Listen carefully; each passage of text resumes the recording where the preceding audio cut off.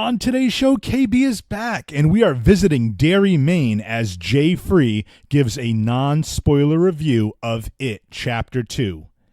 We then travel to Hawkins, Indiana, and let's hope we're not dead by daylight. And after that, it's a quick jaunt to Westeros before talking about all the news, both factual and rumored, for the DC Cinematic Universe as well as the MCU. So join us for the Scary Derry Facts and Rumors edition of Free Your Geek. By the power of Grayskull.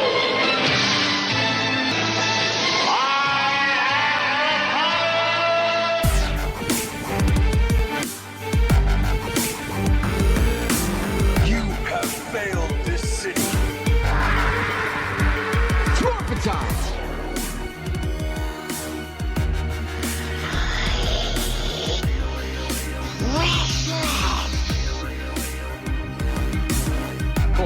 Protocol. Winter is coming. Finish him.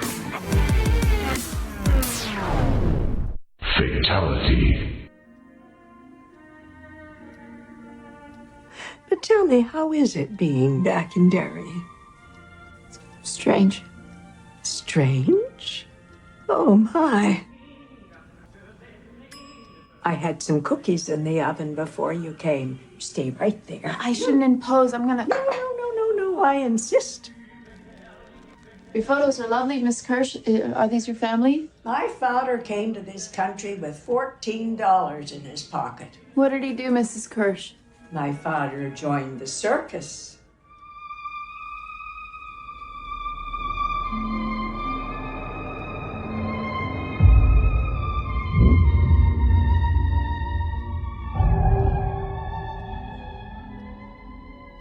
I was always Daddy's little girl. What about you? Are you still his little girl, Beverly? Are you? And welcome to the Free Your Geek podcast. I am your host, Jay Free, and it's been a hot minute. It's been a couple weeks, 3 weeks, but making his return to the show, KB. Triumphant return? So, KB, where have you been for the last couple weeks? I've been in Florida. Whoa, wait a sec. This is a PG-13 podcast, sir. You should probably rephrase. You've been in Florida. Yeah, not Florida. If that, you'd be getting paid a lot more money for hush money, and this podcast would have a lot more funds to work with. So how was your vacation? It's awesome, dude. Yeah, kind of crummy to be back, but also kind of fun to be back. Weather was awesome. We dodged the hurricane down there, and life was great. Great. Well, and now you're back to this little shindig. Yeah. Back to Free Your Geek. Thanks for being on. And couldn't get into the Star Wars theme park. Have to add that. Okay. Let's start with that, and then we'll get into the topics. So Star Wars theme park still. Just because we got there the first day of opening, and it was both days that we tried to get in. It was like over 3 hours just to get into that section of the park. And you couldn't use any Jedi mind tricks. No Jedi mind tricks. Couldn't use the Force. Can't disguise and stormtrooper uniforms. It just wasn't happening. So we had to do Disney and Epcot, but that's fine. Hey, Disney and Epcot's still fun. Yeah. Well, I've kind of the beginning of this podcast, I kind of played to the role of you're traversing around the state of Florida because, as I said in the intro, we're going to be visiting a number of different places. First, we're going to be visiting Derry, Maine, and I'm going to give just a quick non-spoiler review of It Chapter 2. Now, KB, you have not seen this, so I'm going to start by saying that I thought the acting was great. All the actors that they chose to play the grown-up kids, absolutely great. The special effects, unbelievable. The stuff they can do with Pennywise and just some of the mental stuff they play. But the biggest thing I loved about this movie was Bill Hader. Yeah. Bill Hader made this movie for me. Okay. The acting, like I said, was superb. Absolutely great. I think they relied a lot on jump scares. So it didn't feel cheesy. It didn't feel cheesy, no. That's what I was worried about. I feel like there were pieces of the storyline, and I did not, cards on the table, I never read the books. I didn't see the TV movie, back in the 90s. They touched on a couple different things, and I talked to a friend of the show, JB, and he's like, in the book, they go into a lot more detail with it. It's a long book. It's a long book. It's a 3-hour movie, though. Yeah. And it's tough to sit through. It dragged in a lot of places. Yeah.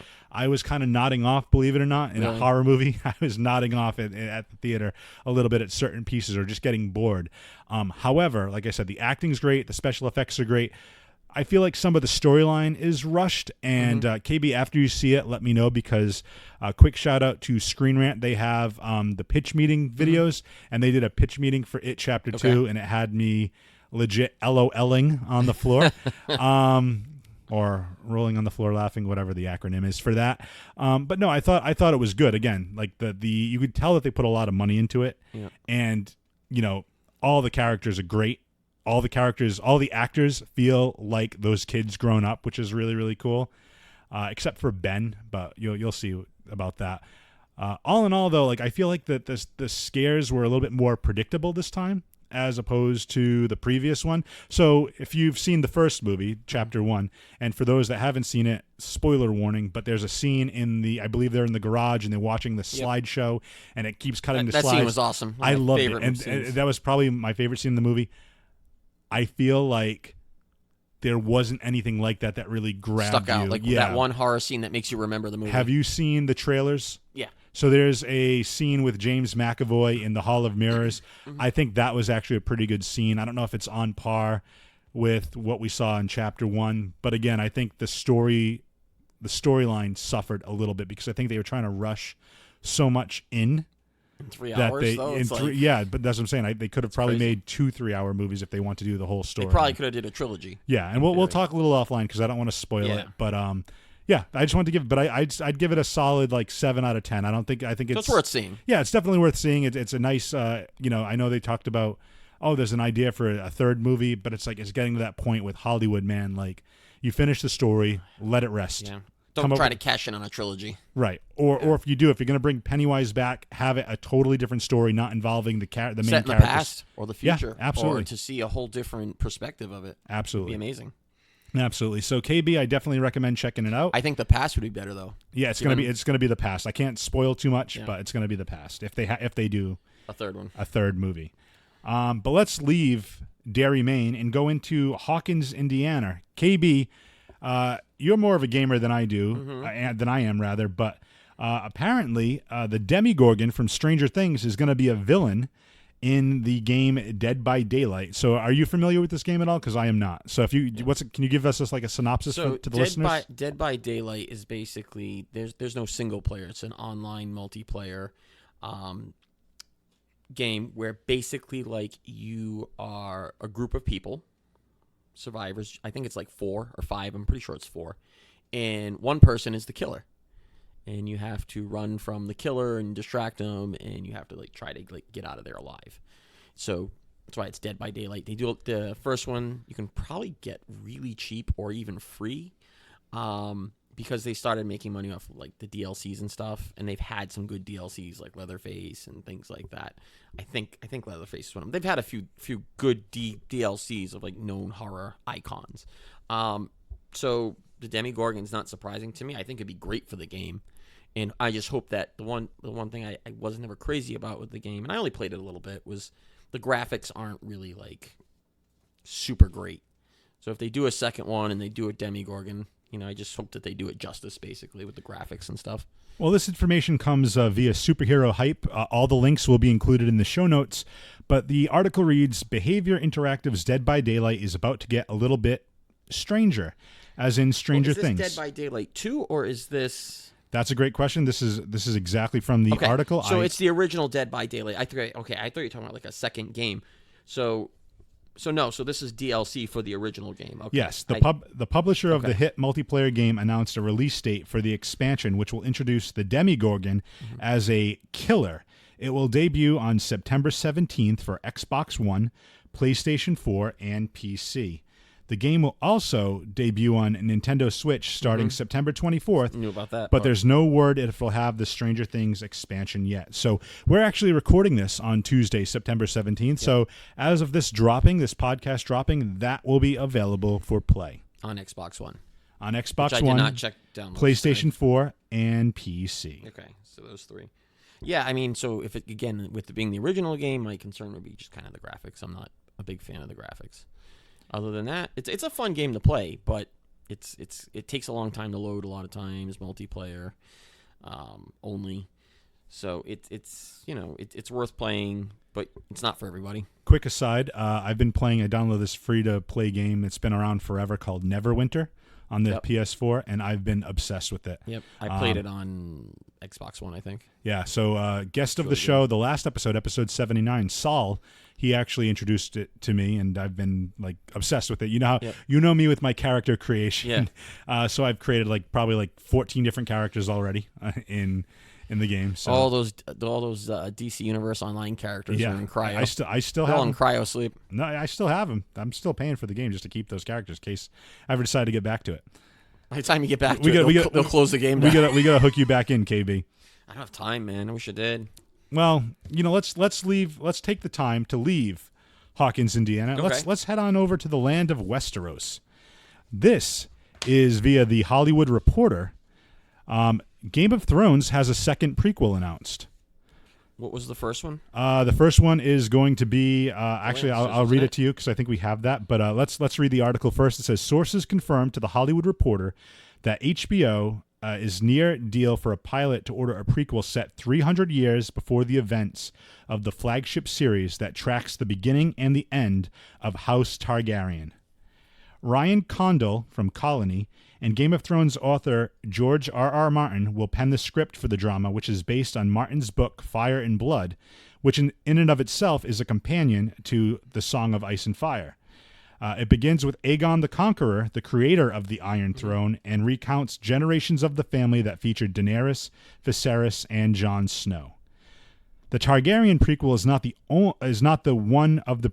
Let's take that back. Rewind. The Targaryen prequel is not one of the previously reported prequels that had been in the works at HBO since 2017. Instead, it's a new take on the world that was being developed by Game of Thrones favorite Brian Cogman. Cogman confirmed earlier this year that the prequel he was working on was not moving forward. HBO has declined to comment at this point. So I know they were going to be talking. There was going to be a prequel set in the early days, and this one looks like it's another prequel that's going to be focused on House Targaryen. Yeah, you know what? I'm excited for that because that's an interesting one. I will probably definitely check that one out because I think that's you always kind of wonder what the downfall is. But I just like that George R.R. Martin is penning the script. Yeah, he's coming back to pen the script, and again, it's based off one of his companion works, which is interesting. If the Don is listening right now, occasional co-host the Don, I know he's read all that stuff, so he's probably yelling to his iPhone or his listening device right now, probably trying to school us and tell us the. Except we're not live. But while he's listening to this, Don, get back to work, man.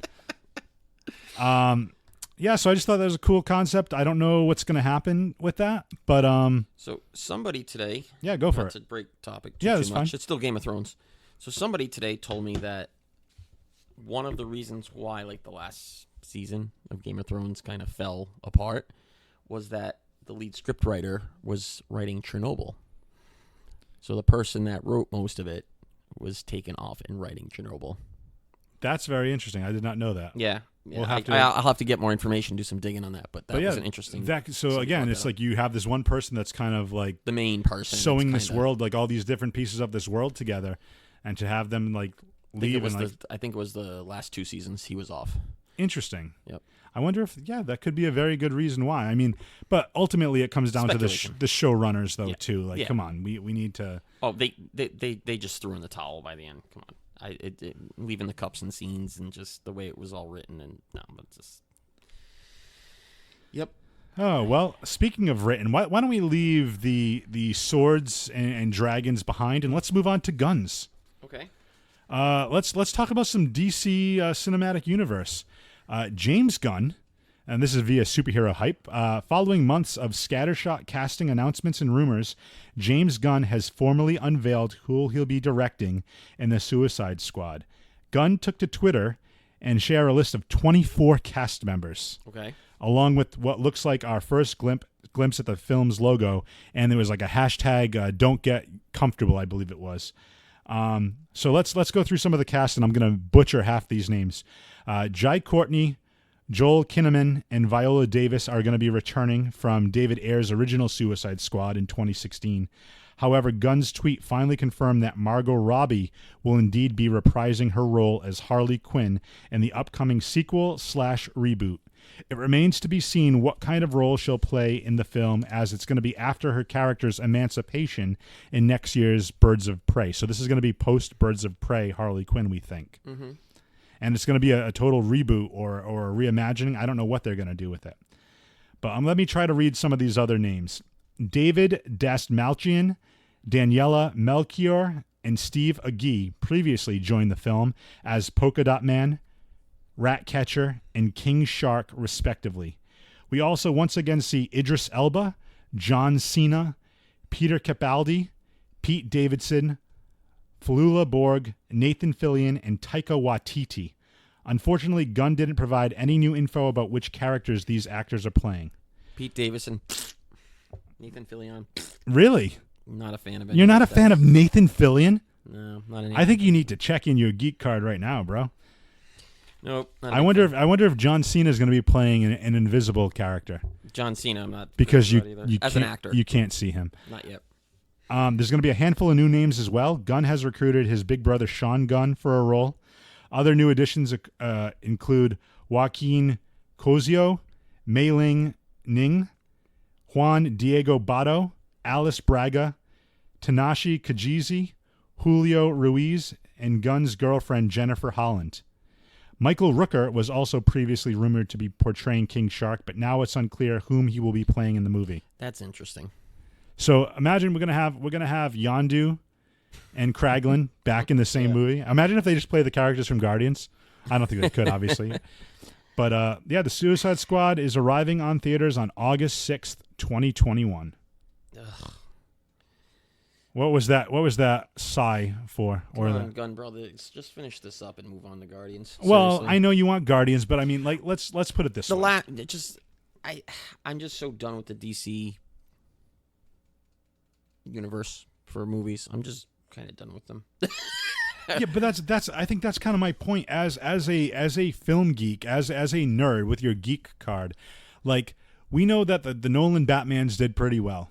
Yes, we knew the Henry Cavill Supermans did okay. The Batman versus Superman, we already know your feelings about that. Go back and listen to KB's Episode 5. It's 75 episodes ago. And listen to KB's rant on that. Put your children. Have your kids cover their ears. Yeah, I was gonna say, put your kids to bed. It's a little saucy. We've gone a little bit more PG-13 from these days. Yeah, the R rating that we had back in the day. But then again, look at some of the other movies we've had. The Justice League, which was Wonder Woman, which was really good. Wonder Woman was good, and I think Aquaman was pretty good. Aquaman was decent, and we also did a movie on the original David Ayer's Suicide Squad. And we didn't see Shazam. I haven't seen Shazam. You haven't seen Shazam. But Suicide Squad I thought was okay. It was a mess due to a lot of like the reshoots and the re-editing of it. They had to edit it again. But I would really like to see if we can get another decent movie that's not super dark. I think that was a lot of the complaints about like a lot of their specifically movies, the Superman movies. Like I don't mind the Batman movies being darker because they're supposed to be. That's the character. Yeah. Superman is supposed to kind of give the viewer hope and you know, like here's this powerful being and he doesn't abuse this power. He's very protective. He's responsible. He's exactly. And I think, you know, a lot of it was just like, let's see how much stuff we can blow up. Let's see how many buildings we can collapse. And that's cool. Like, again, visually it was great. But I think that, again, the character of Superman, typically if he's fighting a character like that, he'd bring like Zod or somebody out away from the people. Well, the actor didn't play it well either. I disagree with that. I mean, that's your opinion. I think he did. I think he did what he could. Again, what he was given script-wise. It's what he was given script-wise, and it's, you know, that all you can do as an actor is do your best interpretation of what the director wants from the script. You might be able to change something here or there with an ad-lib, but that's about it. Exactly. So I think, but the overall theme is like they tried to make Aquaman a little lighter, which is fine. Wonder Woman was really good and hopeful to an extent, had its dark moments, but I'd love to see kind of a happier area of the DC universe. Like Shazam, talking about Shazam, I think Shazam might have had a little bit more of that comedy in it. Yeah. But the fact that Gunn is bringing in Taika Waititi and, you know, some of these other characters who are known for the humor aspect of it, I think it's going to be, you know, Korg. It's going to be Yondu, Korg, and Kraglin. Like, think about that. Like, I don't know who they're going to be playing, but I think that if anybody can pull this off, James Gunn, with his experience and being able to handle multiple characters at once, like he did with Guardians, taking like a bunch of unknown characters to the majority of the, you know, viewers. I don't know a lot of these characters, right? either. So, but again, think about what do you know about Drax or Rocket or Groot before the movie's nothing. And think about what he did with that. Like you said earlier, like, oh, just go ahead and make the next Guardians movie because you love those characters so much. Yeah. What if he can do this for the DC universe and finally give, you know, the DC cinematic universe, you know, kind of a little bit of a lighting the fuse, so to speak? To me, it's Warner Brothers. It's the people behind the directors that I fear. You know what I mean? Because if you think about it, look who was doing the original movies, right? Like James Nolan, right? Christopher Nolan. Christopher Nolan, sorry. Yeah. I don't know. I'm tired. You're thinking about James Gunn. James Gunn. So Christopher Nolan, we had, what's his name? The guy that I totally destroyed, who did Watchmen. What's his name? The director for that movie. Oh, I can't think about that. Not Michael Bay. That's the Transformers. Because that's what I got. You know who I'm talking about. Yeah, keep going. Okay, so what do you think about that? So my thing is, like, those guys have pretty good credentials. You know what I mean? They have good credentials for making good quality product. You know, and they failed. Why? That's a good question. You're thinking Zack Snyder. Zack Snyder, that's what I'm thinking of. So, you know, well, he did one of my favorite movies. But anyway, that's my question, is how can you have those two really good, top-of-the-line directors at the time, probably still are, and total epic fail? Could they sabotage James Gunn's efforts is what I'm asking. It's possible. I think it depends. You know, it's a couple things. It's the script. It's the way the characters are handled. Again, you can take these characters and with the right script and with the right directorial viewpoint and just getting his hands dirty, I think you can make it pretty awesome. Pretty awesome. So I'm excited to see, because again, it's like, to your point, KB, there's a lot of characters like a Polka Dot Man or something else. Well, we know King Shark, but King Shark, I was just going to say, is like one of the only ones that I know. You know, who knows? Maybe we'll see the Kite. Maybe we'll see, I don't know. Maybe we'll see Onomatopoeia, or somebody like that. I think it'd be kind of fun. Ratcatcher. I don't know much about Ratcatcher. So if anybody can make these characters interesting, it's James Gunn. Absolutely. Well, so that wraps up this portion. We're going to take a quick break, and then once we come back from break, we're going to be talking about some rumors and some factual information from the Marvel Cinematic Universe and Disney+. We'll be back after these messages. Hey, everyone. I want to quickly tell you about 4041 Media. 4041 Media is a collection of podcasts in the southern New England area. And in addition to the great show that is Free Your Geek, you can check out 4041media.com and listen to the Psych Your Crime podcast to figure out why the crazies commit the crimes that they do. Or if movies are more your thing, check out the cast of characters at Movie Theater Time Machine. You can hear all of that at 4041media.com. That's 4041media.com. 4041 Media. For listeners, by listeners.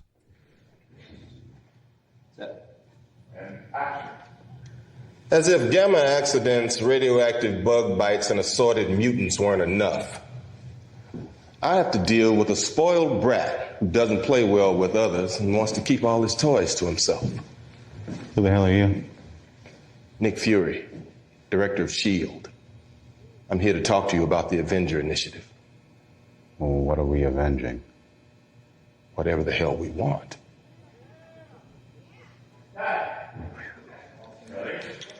And welcome back to the Free Your Geek podcast. It's Jay Free.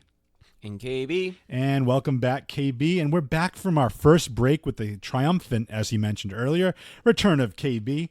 And in post-break, we want to just kind of touch upon the little sound clip I just played. That was an alternate take from 2008's Iron Man, long time ago, over 11 years ago, a post-credit scene where Nick Fury introduces himself to Tony Stark. And this comes from via Polygon. Marvel Studios president Kevin Feige shared an alternate version of the Iron Man post-credit scene that hinted at a very different Marvel Cinematic Universe, one where the X-Men were in play.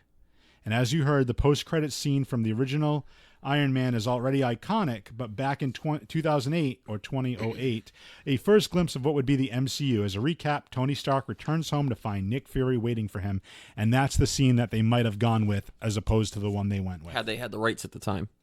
In the beginning, I believe correct me if I'm wrong, all I think he does is says, I'm here to talk to you about the Avengers Initiative, where this gave a little bit more. But instead of talking about other superheroes, as he vaguely mentioned, he specifically mentions the radioactive bug bites and assorted mutants, which of course hints to both Spider-Man, who would eventually make his way to the MCU, but now they've kind of divorced, which is interesting, as well as the X-Men. So I guess I have a couple discussion points. KB, is it better the way that it worked out with Spider-Man and X-Men being apart, like a separate from the Marvel Cinematic Universe, or do you think it would have been better to have them at the beginning? Yeah, have them right off the riff. That's a really good question. Because think about it, would have other films been like greenlit, such as Guardians of the Galaxy, such as Ant-Man? I think I think it would have hurt them a bit. Not hurt. Well, actually, yeah, it would, because you know what? They wouldn't be making them. They'd be going with the X-Men, the Fantastic Four, and Spider-Man. Some of the more and not just that part, but like it's so much to work with. Like how you can expand on the X-Men universe almost as much as you can expand on the Marvel universe. Right. And I think the way it worked out for me personally, even though I would have liked to have seen, Steve Rogers meet maybe like Logan or something and say like, we fought back in World War II, like a cool cameo or something like that. I would love that. But at the same time, like, I don't think we would have, as I mentioned, gotten Guardians. I don't think we would have gotten Ant-Man. The movies that we did. And if you're telling me I'm going to live in a Marvel Cinematic Universe knowing now what I know now without Paul Rudd as Scott Lang, I don't know if this is the universe I want to take part in, because he's just, amazing. And or Chris Pratt as Star-Lord, or any of those guys. Or Drax. Yeah. Drax going invisible. Yeah. Like, we would never have invisible Drax. Think about that. Yeah. It's plausible that we wouldn't have these characters. So I think it worked out exactly the way it needed to work out. Not to mention, I think there was a stronger effort put in. Because if you think about it, right, like if you have all that firepower in the beginning, you might be a little more laxed about how you go about it and what the overall approach is, right? But you don't have the X-Men. You don't have Spider-Man. So you have to take a different approach. You have to get more creative, right? You have to take characters, like you said, like the Guardians or Ant-Man, who a lot of people didn't know before, and make them famous. Right. And that takes way more creativity, way more passion, way more. So you might have been missing some of that. We could have got some bad movies, I think, had that happened. Or think about it this way, too. We've already seen the Tobey Maguire and Andrew Garfield Spider-Man movies. So when they finally get the rights to use, or they made the deal to use Spider-Man in Civil War, we didn't have to get the whole backstory with Uncle Ben. We didn't have to get the Green Guy. We could have just been like, here's a young Peter Parker. He's got these powers. We already know his backstory from the previous movies. We don't have to retread that ground. So it's easier to introduce that character. Go back to episode 1. It was Joey and I had both said the same thing, and you probably said it too, is that the origin story of Spider-Man has been beaten into our brains. The classic one. We don't need it. We don't need it. We don't need, and the same thing, we don't need another Bruce Wayne's parents. We get it. Yeah. I think to that point, again, it could have hurt overall. Now, I think it's also kind of interesting having the rights be with Fox for the Fantastic Four and the X-Men as they start integrating, or that's not the word I wanted, but kind of like integrating, that's the word I wanted, with the Marvel Cinematic Universe. Think of what they can bring, and obviously there's going to be comparisons there. Mm-hmm. The past 3 Fantastic Four movies hadn't been the greatest. Haven't been as well received. The first 2 to me were okay. I think the first one was okay. The second one with the Silver Surfer you was weren't crazy horrible, about it. And the reboot. But the third one I didn't even watch. I tried watching it once and I had to shut it off. It was just awful. But to me, I think it's like now there's going to be that comparison. How does it compare to the previous? And at the same time, Marvel now cannot make the same mistakes the other studios did with Yep. some of the shortcomings of those films. So they already have the Marvel formula. People are going to go watch it. They slap that Marvel logo on it. It's a Marvel Studios production. People are going to see it. Yep. So I just thought it was very interesting to learn that the universe could have been way, way different back in the day. Yeah. No, I agree. I think it would be a whole different place now if that was the case. So I mentioned that off the top on the intro that we're going to be talking about facts and rumors. So let's now that was the factual information. We talked about James Gunn with the Suicide Squad. We talked about the unreleased clip of Fury on Iron Man 2008 movie, the post-credit scene. So now let's talk about some rumors. KB, did you hear the rumor that RDJ is going to possibly appear in the Black Widow prequel? Yes, I heard that. So this comes via Superhero Hype.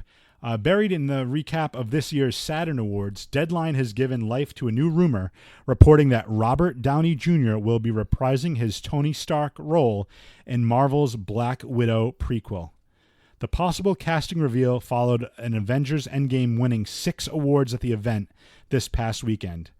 There has not yet been any confirmation from Marvel if Downey will actually appear in the film, though Stark would obviously still be alive during the timeline the story takes place in. It's also possible that the film will use previously shot material of RDJ in the MCU, and the film is expected to be set after the events of Captain America Civil War, but before Avengers Infinity War. That's interesting. So this is going to be, it might be using flashbacks from Natasha's past, but it also looks like it's going to be a little bit more concurrent. If these rumors are to be believed, it's after she turns against Tony and helps Captain America and Bucky, steal the jet from the airport, the aircraft from the airport. So now she's technically a fugitive, and we see her in an Infinity War. She's with Captain America and Falcon. So not only we could possibly see Robert Downey Jr., could we see a cameo from Steve Rogers or from the Falcon, Sam Wilson? So could they also be parts in it? Would it lead into some of the stuff with Falcon and Winter Soldier Disney Plus series? We don't know. It could tie all that together. I'm curious to how all that's going to tie in. And I was always under the impression that this was going to be like a prequel. Like how she did all the brainwashing, and all the Red that Room stuff. and all that stuff. So this is kind of interesting to me now. Now I'm more anxious to see it, believe it or not. Yeah. So, I don't know. I think it's a cool story to tell. It would be, obviously during the time where she's a fugitive, maybe it's going to kind of give. So we, again, spoilers for Endgame if you haven't seen Endgame, but we see it after Thanos is killed initially the first time, and it's five years later. Yep. We see her kind of leading this other team of Captain Marvel and Nebula and who else is in that? Rocket, and just all these other characters. And maybe we'll find kind of what drives her to do that in the movie now that maybe she's leading her own team post Civil War where she's on the run from the government and she's considered a fugitive. Maybe we're going to see a little bit more espionage. Maybe it's going to be more of a spy type of flick, which I thought would be actually really, really They cool. did really good with Winter Soldier in the way that was drawn up. That's more, and again, that was more of like a Tom Clancy type thing. Yeah, I'd love to see more of a typical get away from spy. Get away from the big villains and the big flashy scenes and with special effects and things like that. The space shooting and kind of get away from that. I think it'd be a lot. Yeah, it's going to be a lot more explosions. It's going to be a lot more. I think it's going to be more of a, how she's always done a lot of the martial arts and the Hurricane Ranas and the head scissors and all this other stuff. I think there's going to be a lot more hand-to-hand combat. And I think, Scarlett Johansson does such a good job in the role. Yeah, she's fantastic. It's hard. And then, the other thing is how much longer does she want to play it? Is this going to be the last time we see her? That's a great question. Or is maybe this might kind of spark her okay, now it's your solo flick. Maybe she'll be apt to do more one-off appearances or cameos in these other Marvel. I mean, they can always bring her back through another timeline or alternate reality. And that's the thing. You already know that Loki in Endgame stole the Tesseract, which created a separate timeline, which is what's going to be his series on Disney+. So maybe in that timeline, they never had, Thanos never did show up to get the all the stones, so she's still alive in that timeline. You don't know. But we just kind of mentioned Disney Plus. Let's move from the big screen to the devices in your hand or you're on your smart TV and talk the things that make us zombies. Yes, let's move over to some rumors for Disney Plus. This one's a little bit old as of this recording, but Hailee Steinfeld as Kate Bishop. This comes via Variety. Hailee Steinfeld could soon be part of the Marvel family. Variety has learned exclusively from sources that Steinfeld has been offered a lead role in the upcoming Hawkeye series on Disney+. The limited series will see Jeremy Renner reprise the role of the titular bow-wielding hero that he has played through multiple films in the MCU, most recently Avengers Endgame. Should Steinfeld join the series, she would play Kate Bishop. Bishop is a Marvel character who took up the Hawkeye mantle after Clint Barton, a.k.a. Jeremy Renner. She's also a member of the group known as the Young Avengers. Jonathan Igla is attached to write and executive produce the series. And then the article goes on to state, starring in the series would likely represent a long-term investment in Steinfeld on Marvel's part. Given the Disney-owned company's uncanny ability to build up on-screen franchises around even their lesser-known characters, it's reasonable to assume that the Bishop character would eventually spin off into her own standalone series or even appear in the Marvel Cinematic Universe. I'm excited about that, the way that this article's reading it, because at first I thought it was a Hearst, like, standalone kind of thing. But now reading it, and I think I mentioned it at the last episode that I was on, was that I think we talked about the favorite comic books of all time, and I mentioned the Hawkeye graphic novel by Marvel, and that's what it sounds like this is going to be, to me. Like, just the way that they're presenting it. I mean, there's no details, but just based on what I'm seeing. And that would be fantastic. People will love it if that's the case. Well, we saw at the beginning of Endgame that Hawkeye was teaching his daughter how to shoot. So imagine, like, going through all that he did, like losing his family, you know, for 5 years, taking on the Ronin mantle. Somewhere in that 5-year gap, this probably happened. No, I think it's going to be after the fact. Because think about it, after they restore everybody, Nat is still dead. Natasha's still dead. His best friend, you know, in the Avengers, his closest ally. Yeah.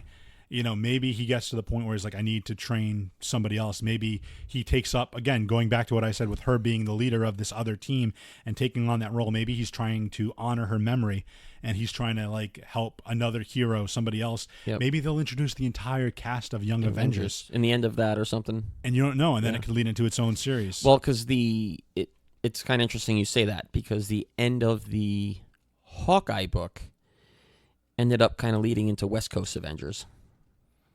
That's where they're in San Francisco? Yeah. So that's I mean, the West Coast Avengers back in the day. Well, we'll talk about the newer one. But the newer iteration. Yeah. So that's interesting. Very cool. Now, we talked about, that's a live action. Let's talk about some other rumors. Animated stuff, right? Animated stuff. Let's talk about that. So this is also via Variety. Disney Plus is moving right along towards its launch in November. So we're like 2 months away. Along with an array of original programs and blockbuster movies, it could very well have some old-school Marvel cartoons as well. Twitter channel Disney Updates has reported that several animated Marvel shows may debut on the service near launch. The tweet mentions the following. Disney Plus will have classic Marvel animated series like X-Men 92. That's awesome. Spider-Man 94. Spider-Woman 79. Spider-Man 81, Spider-Man and His Amazing Friends, Iron Man 94, Fantastic Four 94, The Incredible Hulk, Silver Surfer, and Spider-Man Unlimited. All those cartoons could theoretically be coming to Disney Plus on or around its launch in November. Seems like a lot. It is a lot, but I mean, again, if you're going to get those subscribers... But dude, if you're gonna, it's like anything else. If you have that as your on-demand video service, and then you're continually bringing in these new Marvel flicks, these standalone series, think of it like almost like a Netflix, right? Netflix has their own, like, hey, I want to go rewatch all of Friends. None of it's connected, though. I want to watch The Office. True. But think about this again. But think Star Wars and the X-Men are not going to be connected. Star Wars and Marvel aren't necessarily going to be connected. But it's all this property owned. So whether it's licensed similar to Netflix, like, you know, Friends or The Office or anything else, but then they come out with their original series like Stranger Things. Netflix just got Seinfeld too. Right, but again, think about it. So they have this on-demand library that people are going to continue to rewatch. How many times do you think you could watch the X-Men animated series? I could probably watch that continuously. But the problem to me is that there's not enough time in the day. True, but again, that's the beauty of on-demand is you can go back and watch it any time. You want to watch the first 5 episodes in December? Here's the thing, though. But I heard that a lot of their shows, and maybe it's changed, but I heard a lot of their shows were going to be like week to week. I agree, but I think that's for their ongoing series, their original programming. Yep. All this on-demand stuff, This all older these stuff, movies, you can just binge. That's true. You can just binge if you want to get nostalgic and be like, I vaguely remember the Fantastic Four '94 cartoon. Yeah, I've never seen. I mean, I've seen images, but I've never watched an entire episode of Spider-Man and His Amazing Friends. I know it was Iceman and Firestar. I think it was. Like, I don't remember. That's what I'm saying. That's like, it's an earlier cartoon from before my time. I would love to just binge that and just to see the history of that. Yep. And then add in the fact that like every week there's going to be a new episode of another series. Think of it like, we've seen the Netflix thing where everybody wanted to binge Daredevil, binge all these, Marvel things. Again, think of it almost like an episodic TV. I think it's going to drive more people to get Disney Plus to wait week to week for a new episode to drop. And we see what The Boys did on Amazon. Right. I mean, the season 2 is coming soon, I think. Yeah, there's tons. It's crazy. It's now like it's almost like not even being a cord cutter anymore. It's saying which streaming services do you want? Yeah, I mean, based it on adds the original up. content. It really adds up, and the Disney one's cheaper. What's it, like $6.99? Yeah, and then I think if you already have Hulu, it's going to just be like, $4.99. Yeah, it's going to be an add-on to Hulu. There was also a deal if you signed up before a certain day. It was like $2.99. Have you? Okay, KB, go listen to part 1 with Johnny Leathers. Did he mention that? I believe it's episode 68. I believe not 68, 78. Right, we're 80 now. Yeah. So yeah, 78. Where it was part 1 and part 2. So it was either 77 or 78. But yes, I mentioned that it's you sign up. If you order by September, I believe it's September 4th that you can pay. Yeah, which is it's like $3.99 a month, and you pay for it all at once, but you get 3 years for it at that price. Yeah, which is is crazy. insane. But again, I think right now where you get to pick and choose, with Hulu, with Netflix, with Disney Plus, CBS All Access. There's tons of different streaming services.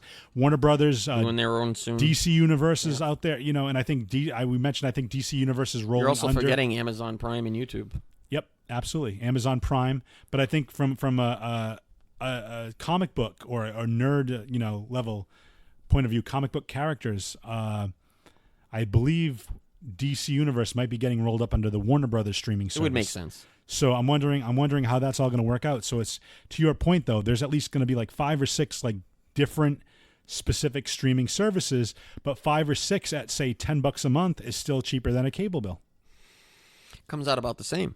Does Still it? need your internet access, which is expensive, and they always say like you should probably have the best streaming. Well, I think it depends. That's I mean, how I think, look at it. I think for me, I think I pay close to $200 now. I pay about $200. Yeah. So I think if I were to just go with internet, it would be $80. So I think between that and then like say even if I pay like another $60, that's $100. I'm still saving. But you're spending $260 right now. I'm spending give or take. I don't If have you all count, of them. but if you count your streaming services, But yeah, but I'm saying if I count my streaming services, Yeah. but if I can reduce my cable bill by $120. well, it depends how much you need real TV. That's true. Because I tried cutting the cord with that one that's always on there now, the one that everybody was cutting the cord with. I forget what service it was. Sling. It was Sling. Yeah, and like I did the math on it, and I'm like, it's not much more expensive than Right. I get it. or not much cheaper. It was like $10 cheaper when I did the math on like what I had. Right. And like, But I think it's all depending on what you want to do. Because a lot of people aren't even watching TV anymore. They have their devices. Yeah. And it's just you can bring your iPad or your tablet anywhere. Yeah. It's very mobile. And What then, you need TV for really is like sports. Right. If you're a sports fan. Other And than then- that, and you then can probably get depending by unless without you it. watch all the all different types of sports, but typically they also run in seasons, and you can get this pay specifically for that time to get the add-on for those different apps. So Yep. if you're a baseball fan, you want to get the MLB add-on for Yep. whatever, an extra $5 a month or $10 a month. You only need it for the season, and then you Yeah. can cancel it and remove it. Yeah, but then now you got to figure if you like shows on all the movie channels like Showtime, HBO. Now you're paying for those services Depends. too. It depends. Depends on what if you you want. have DirecTV now, HBO is a part of it. Yeah, well, I mean, cable too. Like now, I have every channel. Right. but it's like I can't imagine. So I'm paying for my streaming service plus $5 to $10 for each movie channel service. I don't know. It's a lot. Do your homework before you do it. Well, Everybody's going to have their own. And getting back to the story, again, all these cartoons potentially dropping on the Disney Plus. It's a rumor right now, but one fan in the Netherlands has noticed that the X-Men is already up for testing, so it might just happen. Interesting. So, KB, thanks for coming back to the show. Yeah. I hope you enjoyed your vacation. Now you're back It's on the awesome. daily grind with this. Yep. While you were in Florida, any recommendations or cool things that you saw? Yo Mama's ice cream. Okay, give in me Fort Lauderdale. Okay, give me a amazing ice cream. Kind of like they do like a lot of custom homemade ice creams. Yep. So they'll have like strawberry and like cookies but they got all different stuff like mixed into them. And then like for example, like I got like this giant like vanilla with cookie dough with chocolate chips with swirl on it, and then you take it over to the next table and it's like basically like a buffet of toppings. Okay. Like tons, like everything you can think of for toppings, from gummy bears to cereals to everything. And it's just amazing ice cream. Amazing. Like we were in Fort Lauderdale probably a week. We had it probably like 3 times. It was so good. And you pay by like the pound. Okay. Ice cream ended up costing me like $8. Yeah. I was going to say the pound of ice cream, not your individual weight. No. Because that'd be very expensive. And it'd be getting pretty high eating there all the time. But yeah, so definitely check that out. And if you're ever in Miami, check out the Bayside. It's really awesome. It's basically like it's a waterfront and it has like an outdoor mall. I got to see Bubba Gump's shrimping company. That was pretty cool. Yeah, and that's just an awesome time down there. They got live events and stuff. So boating tours and the speedboat tour, like you can go on one of those like professional speedboats and be stuck to your chair in the breeze. But yeah, I would definitely check those things out if you're down in that area. Excellent. Well, thank you, KB. I'd like to recommend a couple different things. First and foremost, friend of the show, the Bottom Line Wrestling Cast, hosted by Mike Prue and JV, 2 former guests of Free Your Geek. I was actually a guest on their upcoming show, which is their 1-year anniversary, and we actually rewatch the first SmackDown airing, because that's really? They're basically this entire podcast follows the career retrospective of Stone Cold Steve Austin. So they have Which started with SmackDown. Yep. So he started in '96, but SmackDown was brought as a second show to Monday Night Raw. Yeah. And but he was the guy at that time. He was the top star, but they follow his entire career. They have the WWE Network, and every episode is a different month in the career of Stone Cold Steve Austin. So they're in 1999 right now. The first episode of SmackDown, I was a guest, and I did some guest commentary as a watch along on that. That should be dropping within the next few days. Did they talk about his podcast? What, Stone Cold's podcast? Podcast? No. So they're just basically. I heard it's pretty good. No, Stone Cold's podcast is great, but their podcast, the Bottom Line Wrestling Cast, is basically going through his entire career, which is amazing because using the WWE Network, which is another streaming service. So if you're a wrestling buff, check it out. Absolutely, and I'm on that show, so listen to my tones. Jay Free knows his wrestling. I man. do. I actually really want does. to start another podcast all on wrestling, but the market is so saturated right now. But I will say that there'll be a guest on this show. Probably the beginning of October. We're going to be doing for lack of a better term, a fantasy draft where we're going to pick and choose our own wrestlers for our own individual show prior to SmackDown moving over to Fox Network. Good, because I probably won't be here. There you go. So that'll be they'll be filling in for KB. Some big shoes to fill, but I think JV and Mike Prue can do it. I also want to give a quick shout out and recommend check out this YouTube account called ADC Art Attack. That's ADC Art Attack. He's a professional artist, and then what he does is he takes coloring books, and he does a professional coloring job on them.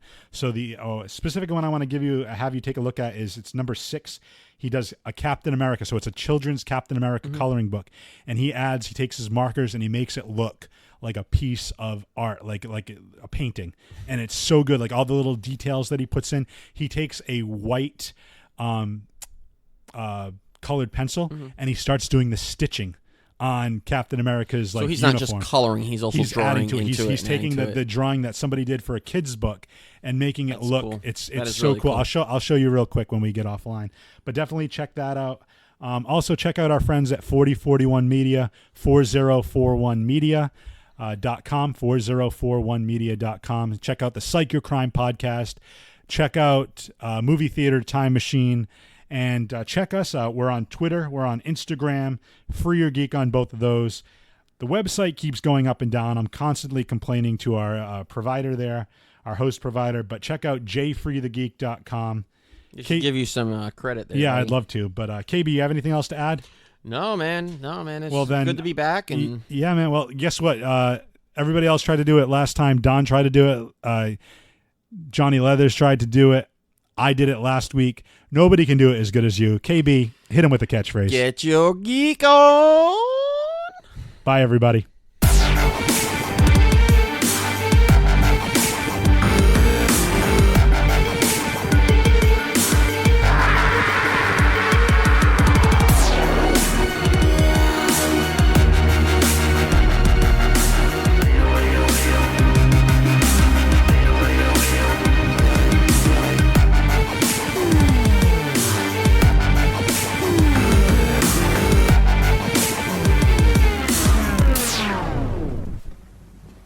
You're still here. It's over. Go home.